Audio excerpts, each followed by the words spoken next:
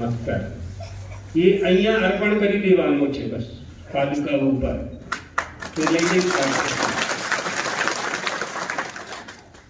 बहुत बड़ी बात है, बहुत बड़े शास्त्र की बात सरल भाषा में बहुत सरल भाषा में कही दी है। बहुत मोटी बात है। आ बात पर घंटों प्रवचन थई सके छे। तो संत पंथ और ग्रंथ तीन मार्ग। ग्रंथ की आवश्यकता है और ग्रंथ की समझ हमें नहीं होती है, समझ नहीं पाते। ग्रंथ का अर्थ बोध એટલે અર્થઘટન કરી નહીં શકે છે। એના માટે સંતની આવશ્યકતા છે। તો સંત ગ્રંથની ગ્રંથિના વિમોચન કરી દે છે। જડ ચેતન ही ग्रंथि पड़ गई जदपि नृता छूटत कट नहीं। जड़ और चेतन की ग्रंथि पड़ गई है। जड़ और चेतन क्या है? यह मैं इस संसार को सत्य मानता हूं, यही जड़ता है। संसार नथी एवं नथी, संसार छे। संसार में तमे पण छो, हूँ पण छूं। आ जोवा में आवे छे, दृश्यमान जगत आखा संसार जोवा में आवे छे। तो संसार तो छे, कहेવાનો अर्थ શું છે કે સંસાર સત્ય નથી। सत्य कौन छे? सत्य परमात्मा छे। सत्य परमात्मा द्वारकाधीश सत्य छे, महादेव सत्य छे, परमात्मा श्री राम सत्य छे और संत महात्मा। तो जड़ और चेतन की जो ग्रंथि पड़ जाती है उसको खोलने के लिए डोरी में गांठ लग जाए ना, तो खोलने के लिए कोई ना कोई चाहिए। तो उस गांठ को खोलने के लिए संतों की आवश्यकता पड़ती है। इसलिए हमारी भारतीय परंपरा में ऋषि, महर्षि, राजर्षि, संत, महंत, महात्मा, आचार्य, शंकराचार्य, वल्लभाचार्य, रामानुजाचार्य, रामानंदाचार्य, निम्बारकाचार्य, ये सब होते हैं। ये सब परंपराएं हमारे यहाँ बहुत प्राचीन काल में चली आ रही है। तभी ये सनातन धर्म, हिंदू धर्म जीवित है। इन परंपराओं का पालन करने के कारण ही हिंदू धर्म और उसमें हिंदुत्व जिंदा है ना। जिस दिन ये परंपराएं नष्ट हो जाएंगी, बहुत से देश आपने सुने होंगे, देखे नहीं होंगे तो सुने होंगे, जिनका बड़ा अस्तित्व था आज नष्ट हो गए, क्योंकि उन देशों में धर्म नाम की कोई चीज नहीं थी, धर्म नाम की कोई वस्तु नहीं थी, धर्म का पालन करना नहीं जानते थे। धर्म किसे कहते हैं जानता ज नहीं, पालन के भी रीति कराए। धर्म को तो पहले जाने कि धर्म है क्या, किसे धर्म कहते हैं। एक ही परिवार में धर्म का पालन होता है, समाज में धर्म का पालन होता है, गांव में धर्म का पालन होता है, देश में धर्म का पालन होता है, प्रदेश में होता है, जिले में होता है। हम अपने धर्म को समझकर, हम सब हिंदू हैं, सनातन धर्म को धारण करने वाले हैं, महादेव की पूजा करने वाले हैं। अब देखिए कहां से कितनी दूर इस गांव में आकर के महादेव का मंदिर बना। शिव मंदिर है ना, शिव जी का मंदिर है, महात्मा जी ने बनवाया, गंगाराम महाराज ने बनवाया। कहाँ मंदिर बनाने की कल्पना इनके मन में हुई, किसके लिए हुई? एनो શું સ્વાર્થ છે? એના પોતાનું સ્વાર્થ। आप लोगों के लिए, हमारी आवनारी पीढ़ी माटे संत महंत यही करते हैं। जो काम भगवान करते हैं तो भगवान ही संत के रूप में वेश धारण करके आपका काम करते हैं। भगवान ही मनुष्य बनकर के अवतार लेकर के मनुष्य को सिखाते हैं कि मनुष्य को क्या करना चाहिए, मनुष्य का क्या कर्तव्य है। ये दिशा है। इसलिए हमारा जो सनातन धर्म है, हिंदू धर्म है, कैकेयी माँ ने कहा श्री राम से वनवास जाना है। तो भगवान ने, श्री राम ने दशरथ महाराज से पूछा नहीं, दशरथ महाराज को प्रणाम किया और चल दिए। और दशरथ महाराज रोकते रहे, लेकिन परमात्मा श्री राम नहीं रुके, माँ की आज्ञा। कैकेयी माँ ने कह दिया बस मात्र देवो भव, माँ की आज्ञा का पालन करना चाहिए, पिता की आज्ञा का पालन करना चाहिए, गुरु की आज्ञा का पालन करना चाहिए। ये हमारी भारतीय संस्कृति। 14 वर्ष तक जंगलों में भटकते रहे, आदिवासियों के बीच में, वनवासियों के बीच में, निर्धनों के बीच में, जंगल जंगल भटकते रहे 14 वर्ष तक। भरत जी बुलाने के लिए गए कि भाई वापिस चलो, अयोध्या ना राजकाज तमे समाणो, राजगद्दी ऊपर बैसो। महाराज दशरथना स्वर्गवास થઈ ગયા છે, अयोध्याની प्रजा राजाની कामना करे छे, लेकिन भगवान नहीं माने, श्री राम नहीं माने। माँ ने कहा है तापस वेश विशेष उदासी, 14 वर्ष राम वनवासी। तपस्वी का वेश धारण करके वन में श्री राम को रहना है, जंगल में रहना है, आदिवासियों के बीच में रहना है, निषाद के बीच में रहना है, साधु संतों के बीच में रहना है। चक्रवर्ती राजा का पुत्र होते हुए भी जंगलों में कंदमूल फल खा खा करके भटक रहे, तब धर्म की रक्षा होती, तब धर्म की रक्षा होती है। धर्म की रक्षा के लिए हमें बहुत कुछ करने की आवश्यकता नहीं है। हम लोगों को तो धर्म का पालन करना है, बस पालन करवानी निष्ठा उत्पन्न थी जाए अंतःकरण में, तो धर्मनी रक्षा थी जैसे। धर्मनी रक्षा માટે कोई विशेष उपाय करवानी कोई आवश्यकता नहीं। પોતપોતાના जो धर्म છે, આ ધર્મનું પાલન કરવાની નિષ્ઠા, શ્રદ્ધા, વિશ્વાસ पैदा થઈ જાય મનમાં, બસ ધર્મની રક્ષા થઈ જશે।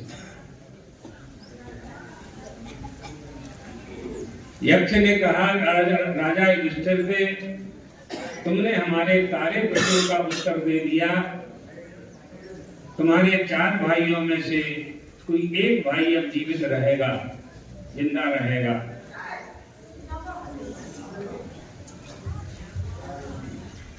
किसको जिंदा करना चाहते हो? तो महाराज युधिष्ठिर ने कहा, हम ये बता रहे हैं कि धर्म का पालन कैसे होता है। तो महाराज युधिष्ठिर ने कहा कि अगर 4 भाइयों में से एक ही जिंदा होना है तो नकुलो यक्ष जीवतु, नकुल जीवित हो जाए, नकुल जिंदा हो जाए। क्यों?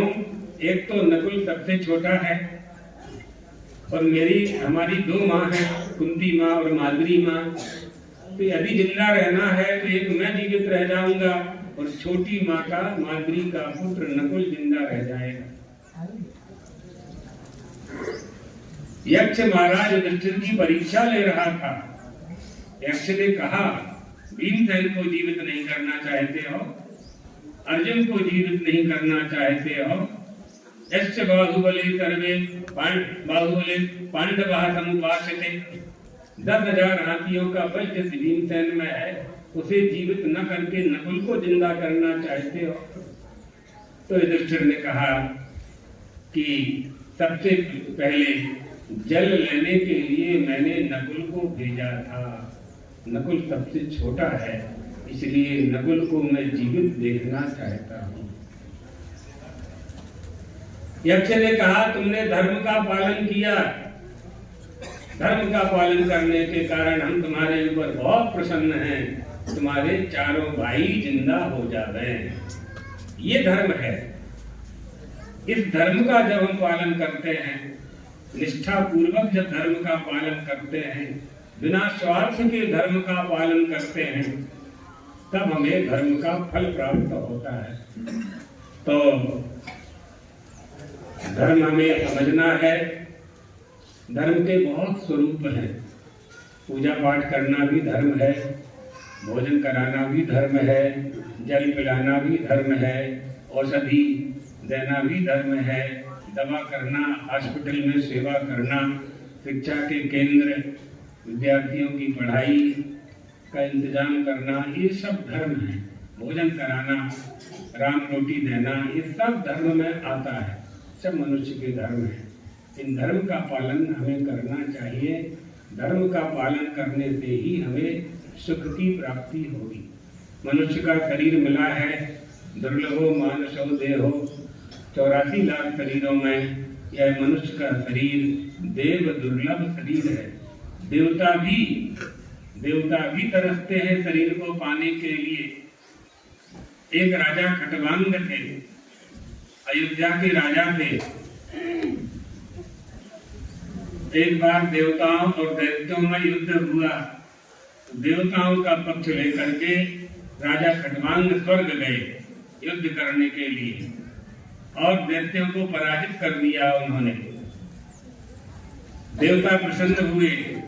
देवताओं ने कहा, राजन वरदान मांगो, क्या चाहते हो? आपके कारण हमें विजय की प्राप्ति हुई है। राजा ने कहा, पहले यह बताओ कि मेरी आयु कितनी है, हमारी उम्र कितनी है, पहले यह बताओ। तो देवताओं ने कहा, 2 क्षण, बस 2 क्षण ही, 2 पल ही आपकी आयु है। तो राजा ने कहा कि मुझे जल्दी से मृत्यु लोक में भेजो। मृत्यु लोक में मनुष्यों को एक क्षण में ही संसार सागर से पार होने का उपाय प्राप्त हो जाता है। ऐसा ये मृत्यु लोक है, ऐसी ये धरती है। तो कहवानो अर्थ पूछे कि मानव न शरीर मरी जाए, न પછી भारतवर्ष में मरी जाए, हिंदू धर्म में થઈ जाए हमारा जन्म। बात છે પછી એના પછી શું જોઈએ મનુષ્ય? सर्वश्रेष्ठ। इसलिए अपने धर्म का त्याग नहीं करना है। પોતાના जो धर्म से એનો त्याग करवानो નથી। आदिवासी जो समाज है, ये हजारों लाखों साल की परंपरा है तुम लोगों की। इतना समाज यहाँ बैठा है जो हजारों लोग इकट्ठे हुए हैं। ये हजारों लोग जो आप लोग इकट्ठे हुए हो यहाँ सभा में, ये किसके कारण से हुए हो? धर्म के कारण से।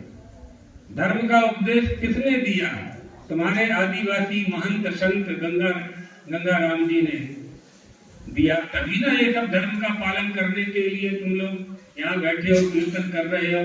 ढोलक है, मजीरा है, ताल है, भगवान का कीर्तन कर रहे हो। भगवान की प्राप्ति के बहुत उपाय हैं, यज्ञ जप तप मत बहुत उपाय है, लेकिन सबसे सरल उपाय है भगवान का नाम। नाम, रूप, लीला और धाम, ये 4 प्रकार से, 4 साधन से हम परमात्मा को पाते हैं। परमात्मा ની પ્રાપ્તિના ઉપાય છે नाम, रूप, लीला और धाम। तो नाम का स्मरण होता है, नामનું स्मरण થાય છે, कीर्तन થાય છે। श्री राम जय राम, हरे राम राम हरे हरे, हरे कृष्ण कृष्ण कृष्ण हरे हरे, है ना। नमः शिवाय, सीता राम, राधे श्याम, ये सब गांव में बोलते हैं ना आप लोगों के यहाँ। हमारी परंपरा थी ये हिंदू धर्म की, सनातन धर्म की। पहले जब गांव से गांव में कोई मिलता था तो कोई नमस्ते नमस्कार ऐसा कुछ नहीं बोलता था। राम राम राम राम राम राम, तो मोटा माथी भगवान नाम निकले, कल्याण थी जाए, ये नाम है। तो नाम बोला जाता है और रूप देखा जाता है। नाम और रूप कैसे देखा जाता है? आंखों से। कैसे देखते हैं? आप यहाँ आए इस आश्रम में तो आपने संत के दर्शन किए, महादेव के दर्शन किए। कैसे किए? आंख से किए, आंखिक था दर्शन। तो नाम और रूप। अब ये लीला, भगवान श्री कृष्ण को ले लें, भगवान श्री राम को ले लें। उन्होंने जो जो लीलाएं की उनकी कथा का श्रवण करना, एनाથી કલ્યાણ થાય છે। અને ધામ, धाम એટલે द्वारका धाम, बद्रीनाथ धाम, रामेश्वर धाम, जगन्नाथपुरी धाम, द्वादश ज्योतिर्लिंग, सोमनाथ, नागेश्वर, है ना, सोमनाथ, सौराष्ट्रीय सोमनाथ, श्रीशैले, मल्लिकार्जुन, उज्जैन्याम महाकाल, ओंकार, कमलेश्वर, ये सब धाम। इन धामों में जाना चाहिए। शक्तिपीठ, 52 शक्तिपीठ, द्वादश ज्योतिर्लिंग, सप्तपुरियां, अयोध्या, मथुरा, माया, काशी, कांची, अवंतिका, पुरी, द्वारावती चैव सप्तैता मोक्षदायिका, ये सप्तपुरियां हैं। इनके दर्शन से पुण्य मिलता है। नाम रूप लीला धाम, इस सब में भी सरल जो है, सब में सरल वो है भगवान का कीर्तन। नाम का स्मरण करना। नाम से हम नामी को जानते हैं। नाम किसी का होता है ना। नाम किसका होगा? श्री राम का नाम लेंगे तो आपको याद आएगा, अरे इनका अवतार तो अयोध्या में हुआ था। अयोध्या में श्री राम का नाम। श्री कृष्ण का नाम लेंगे तो आपके मन में स्मरण आएगा, अरे इना अवतार तो वृंदावन में थया था, है ना। तो धाम का स्मरण होगा। उन धामों में हम जाएंगे, नाम लेंगे तो धाम को पाएंगे। धाम में जाएंगे तो उनके रूप के दर्शन नेत्रों से करेंगे, तो उनकी लीला लिखी होगी पत्थर पर, आरस पत्थर ऊपर। हनुमान जी के मंदिर जाएंगे तो वहाँ उनका हनुमान चालीसा लिखा होगा, जय हनुमान ज्ञान गुण सागर, जय कपीश तुम लोक उजागर। इन सब से हमारा राम का नाम, श्री कृष्ण का नाम, सबसे सरल उपाय है नाम संकीर्तन। और उससे भी सरल है सज्जन की संगति। क्षणमपि सज्जन संगति रेखा भवति भवार्णव तरणी नौका। साधु की संगति, संत महापुरुष की संगति, एक क्षण की संगति संसार सागर से पार करने के लिए पर्याप्त होती है। लेकिन साधु की संगति कब मिलती है? क्यारे प्राप्त थाय छे साधुनी संगति? क्यारे परमात्मानी कृपा थाय छे। जब द्रवय दीन दयालु राघव साधु संगति पाई। साधु की संगति पाने के लिए दयालु कृपालु की कृपा आवश्यक है। दयालु कृपालु की कृपा कब प्राप्त होती है? जब हमने पूर्व जन्म में सत्कर्म किए हों, अच्छा किया, हमने सत्कर्म किए हों, लोगों को भोजन कराया होगा, झाड़ लगाए होंगे, वृक्षारोपण किया, पानी की परब करी, सज्जनों का संग किया, माता पिता गुरु की सेवा की, तो वो जो पुण्य एकत्रित होता है, वो पुण्य के फल से हमें मनुष्य का देह मिलता है और साधु की संगति मिलती है, परमात्मा की कृपा होती है। तो नाम रूप लीला धाम, चार में से चारों का आश्रय कोई ले ले, बहुत बड़ी बात। एक का भी ले ले, एक की भी शरण ग्रहण कर ले, चार माफी, तो पण एनो कल्याण થઈ જાય છે। तो आप सब क्षेत्र में, ऐसे क्षेत्र में रहने वाले हैं। अब तो थोड़ी थोड़ी सुविधाएं होने लगी हैं, रोड, बिजली, पानी, सड़क, विकास ये हो गया है। लेकिन सबसे बड़ा विकास है हमारा धर्म का विकास। हमारे अंदर धर्म का विकास होना चाहिए। आपके जो बच्चे हैं, तुम्हारी जो आवनारी पीढ़ी है, छोकरा छोकरी, डीकरा डिगरी, उनमें धर्म का प्रवेश होना चाहिए। वही विकास है, सबसे बड़ा विकास वही है, धर्म का पालन करना, सदाचार सीखना, अपनी संस्कृति संस्कारों की रक्षा करना, हिंदू और हिंदुत्व की रक्षा करना, अपने देवी देवताओं को जानना, अपनी कुलदेवी कुल देवता की पूजा करना।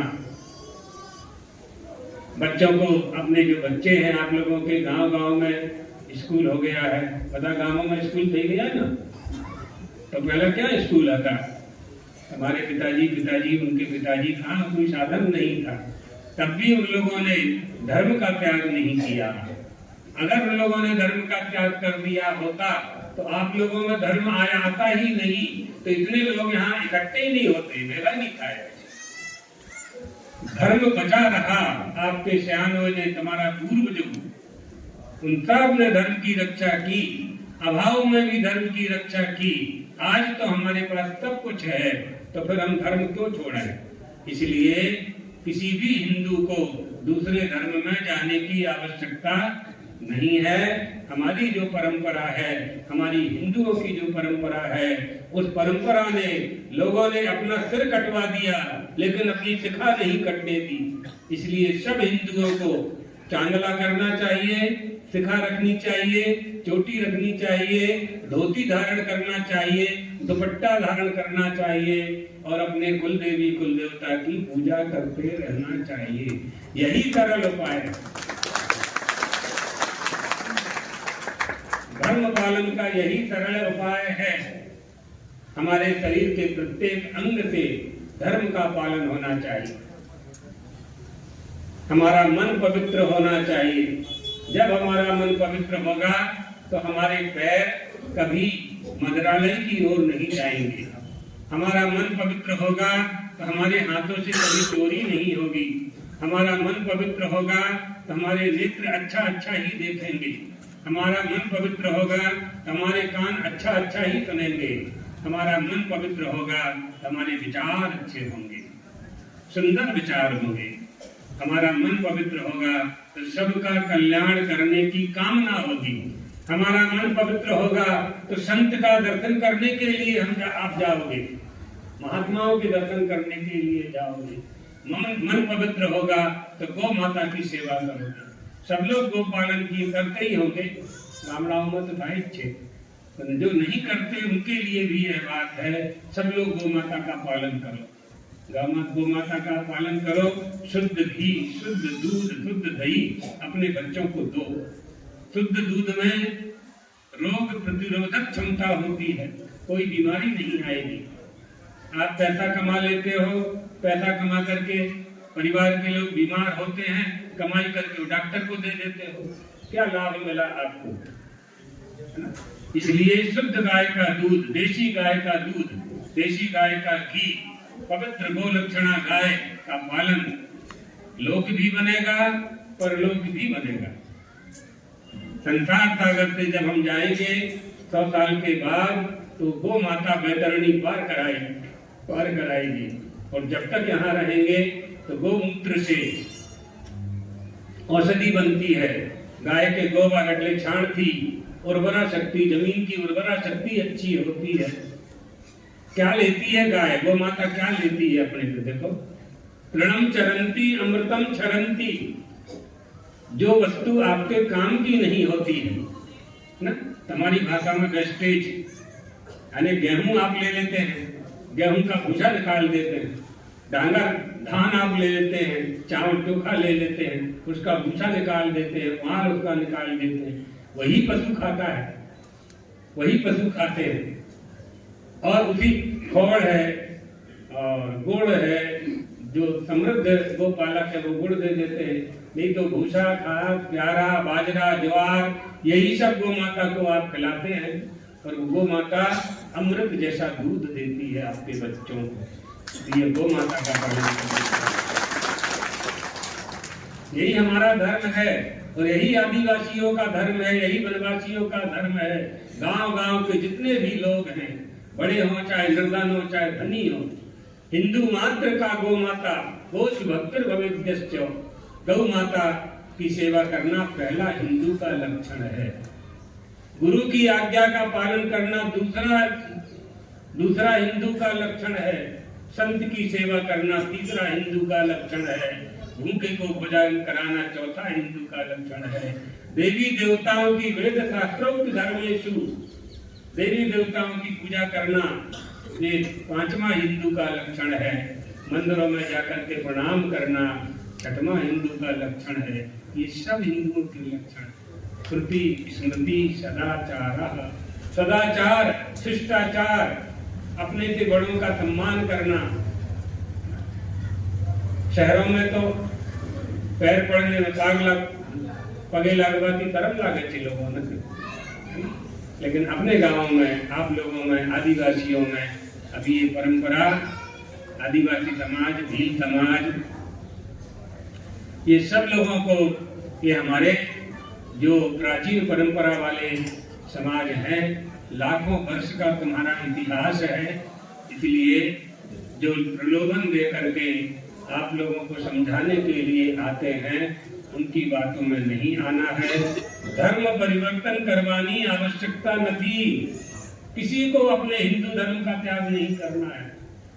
जिस धर्म में हमने जन्म लिया, यदि उस धर्म में हमें सुख नहीं मिला तो धर्म परिवर्तन करके जब दूसरे धर्म में जाएंगे वहां सुख मिल जाएगा, इसकी कौन जिम्मेदारी लेता है, क्या गारंटी है इसकी? इसलिए जिस धर्म में हमारे माता पिता हैं, दादा दादी, नाना नानी जिस धर्म में हैं, उसी धर्म में हम रहेंगे, ये संकल्प लेना चाहिए। इसी संकल्प को निष्ठा पूर्वक पालन करना चाहिए। इसी के लिए, धर्म की रक्षा के लिए ही ये सब मंदिर और धर्म स्थान, आश्रम, साधु, संत, महात्मा इसलिए हुआ करते हैं ताकि आप लोग हमेशा सन्मार्ग पर चलते रहें। अच्छा लगा आप लोगों के साथ इतने लोग आप सब एकत्रित हुए। हम तो समझे कि 150 लोग होंगे यहाँ, लेकिन अच्छा लगा, संगठन है अभी, और आप सब अपने गुरु नाम से गंगाराम जी महाराज के आदेश का पालन कर रहे हैं, यहाँ आते रहते हैं, उनकी सेवा करना। इतनी उम्र में भी, 80-90 साल की उम्र में भी वो धर्म का काम कर रहे हैं। आप लोगों का कर्तव्य है उनकी बात को मानो, सुनो, समझो और बच्चों को भी समझाओ। आपका जीवन चल रहा है, लेकिन जो आने वाले बच्चे हैं, स्कूलों में धर्म की शिक्षा नहीं है। अब धर्म की शिक्षा कौन देगा? आपके बच्चों को धर्म की शिक्षा कौन दे? स्कूल कॉलेज में तो धर्म की शिक्षा है नहीं। अभी गुजरात सरकार ने जरूर गीता का पाठ जोड़ दिया है सिलेबस में, पाठ्यक्रम में। वो अच्छा उपाय किया उन्होंने, इसलिए वो धन्यवाद के पात्र हैं। लेकिन पूरे देश में लागू होना चाहिए। रामायण, गीता, उपनिषदों के, महाभारत, इनके जो प्रसंग हैं, छोटे छोटे प्रसंग हमारे बालकों को पढ़ाए जाने चाहिए, तो उन्हें अपनी संस्कृति का ज्ञान हो। अभी आवश्यकता है माता पिता और गुरु। माता पिता और गुरु ये तीनों ही अपने बच्चों को धर्म के मार्ग पर चलने की प्रेरणा दे सकते हैं, सो देना चाहिए। मनुष्य के मन में विकार पैदा करने के लिए, दुर्गुणों के लिए कोई प्रयास नहीं करना पड़ता, वो अपने आप आ जाते हैं। सद्गुण लाना पड़ते हैं। सद्गुण लावानी जो प्रक्रिया छे, उस प्रक्रिया का आश्रय लेना चाहिए। दुर्गुणों के लिए कोई नहीं। बीड़ी पीना है, सिगरेट पीना है किसी को, तो उसके लिए कोई स्कूल कॉलेज में नहीं सिखाया जाता, अपने आप लोग सीख जाते हैं। चोरी करने का कोई कॉलेज है भारत में जहाँ चोरी करना सिखाते हो? कोई कॉलेज नहीं है, लेकिन लोग चोरी कर लेते हैं। कहवाने और पूछे, दुर्गुण अपने आप आते हैं, सद्गुणों को लाना पड़ता है। इसलिए आपके बच्चों में सद्गुण आवे, ये प्रयास आप लोगों को करना है और हमको करना है। माता पिता और गुरु तीन की ही जिम्मेदारी है। तीन न ऊपर भरोसा छे बस। तो ये काम आप लोगों को करते रहना चाहिए और धर्म का पालन करते हुए अपने जीवन को व्यतीत करना चाहिए। अच्छा लगा आप लोगों के बीच में। फिर कभी दूसरी बार आना होगा तो आएंगे। कोई आपकी समस्या हो बताइएगा, हम आपके साथ में हैं, आपका पूरा सहयोग करने के लिए तैयार हैं। भगवान द्वारकाधीश आप सबको इसी तरह से धर्म के मार्ग पर चलने की बुद्धि प्रदान करते रहें। इसी मंगल कामना के साथ अपनी वाणी को विश्राम देते हैं। अभी ये जो बैठे हैं, एक भजन हम सुनेंगे फिर जाएंगे।